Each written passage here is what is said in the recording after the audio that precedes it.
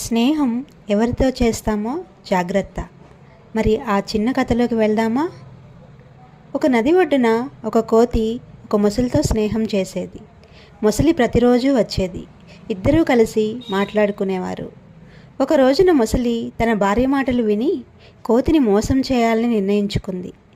నా ఇంటికి రా, నేను నీకు ఆశ్చర్యపరిచేలా చాలా వస్తువులు చూపిస్తాను అని మాయమాటలు చెప్పి కోతిని నమ్మించింది మొసలి. అది నిజమే అనుకుని కోతి మొసలి ఇంటికి వెళ్దామని నిర్ణయించుకుంది. తన ప్రయాణం మొదలుపెట్టింది. మధ్య నదిలోకి వెళ్ళాక నీ గుండె మా ఇంటికి కావాలి అని మొసలి నిజం చెప్పింది.